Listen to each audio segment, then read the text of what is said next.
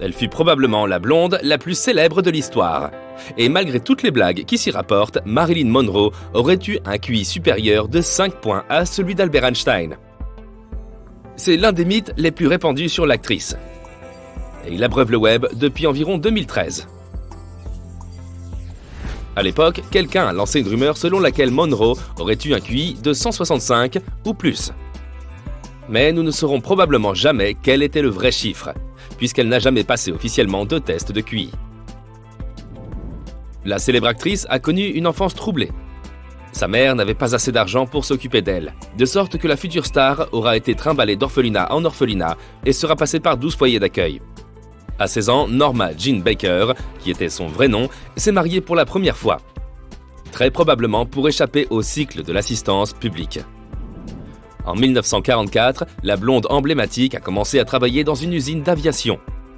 10 heures par jour, à inspecter les parachutes des avions et à les vaporiser d'un produit ignifuge. Sa carrière a en fait démarré dans cette usine, où un photographe l'a remarquée et a pris des photos d'elle en tenant une hélice, afin de soutenir le moral des troupes alors engagées en plein conflit. Ces photos ont connu un franc succès et peu de temps après, Monroe est devenue une mannequin et une pin-up populaire avant d'auditionner finalement pour la 20th Century Fox. La mère de Monroe, qui était monteuse de cinéma, lui a donné le prénom de l'actrice Norma Talmadge, comme si elle avait envisagé le destin extraordinaire de sa fille. Norma a joué avec son nom pour le transformer en un premier nom de scène, Jean Adair. Puis elle a décidé d'en changer un nouveau, d'abord juste pour l'écran, puis légalement pour de bon. Monroe était le nom de jeune fille de sa mère.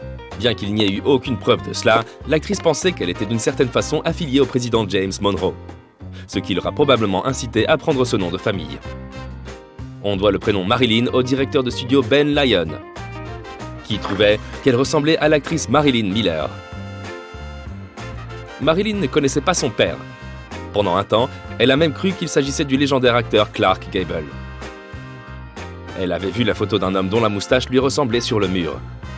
Sa mère a confirmé qu'elle avait bien fréquenté cet homme, mais n'a jamais voulu révéler son nom à sa propre fille. La voix suave caractéristique de l'actrice était sa façon de surmonter un bégaiement d'enfance. Un orthophoniste lui avait appris à adopter ce style pour le surmonter. Toutefois, alors qu'elle travaillait sur son dernier film, Something's Got to Give, le bégaiement est revenu. Il est devenu si difficile pour Monroe de prononcer ses répliques qu'elle a dû quitter la production.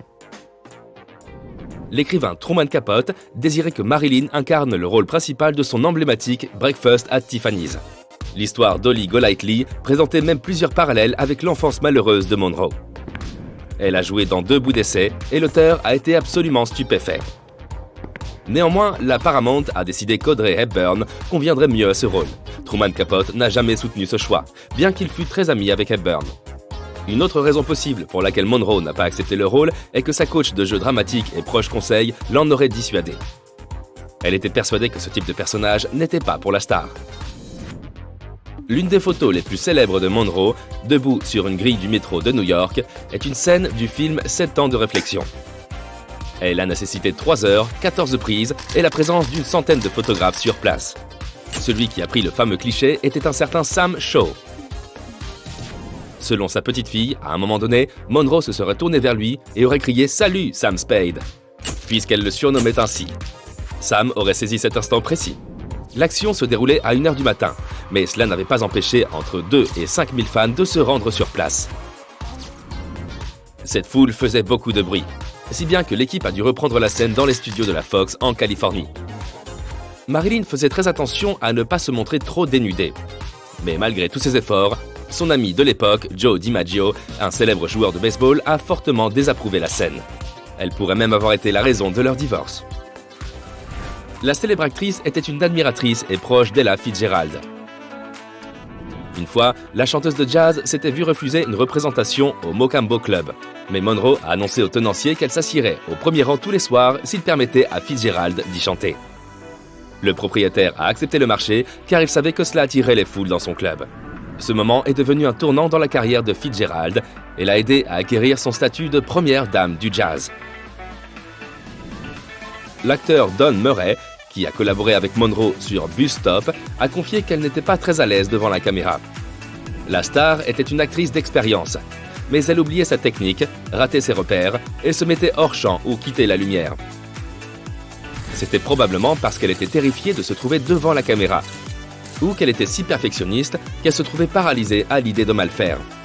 Même au fait de sa gloire, Marilyn n'a jamais cessé d'améliorer son jeu, de prendre des cours de mannequinat et d'étudier.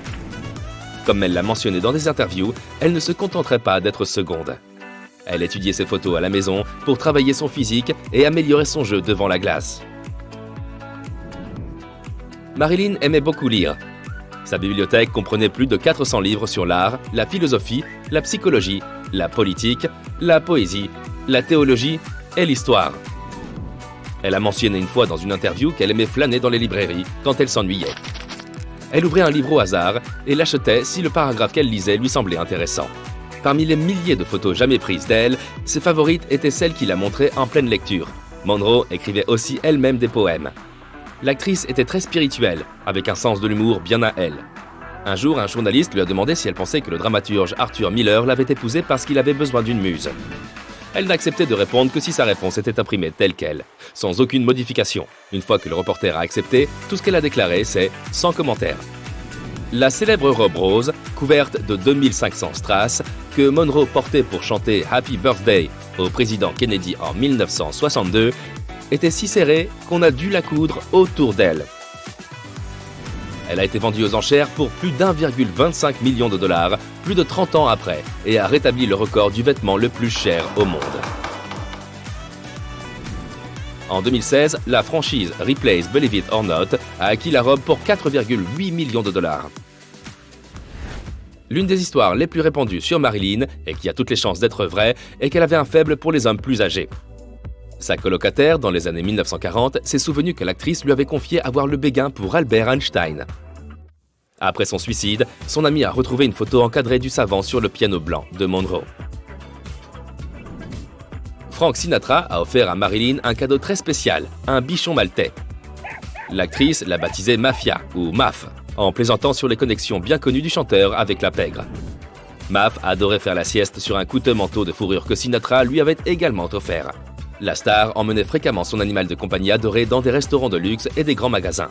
Marilyn a aimé les chiens toute sa vie, en a adopté plusieurs au fil des ans et a toujours voulu secourir les chiens errants. 2 Polaroids de Maf, son dernier animal de compagnie et qui lui avait survécu, ont été vendus aux enchères chez Christie's pour plus de 220 000 $ en 1999. La star a légué 75% de sa propriété intellectuelle et de son patrimoine à son professeur dramatique, Lee Strasberg. Elle a légué les 25% restants de ses biens à sa psychiatre, le docteur Marianne Chris, en insistant pour que cet argent soit remis à une institution psychiatrique de son choix. Ces fonds auront servi à nombre de gens souffrant de troubles mentaux. Elle trouvait cette question d'autant plus importante qu'elle reflétait le combat de sa vie.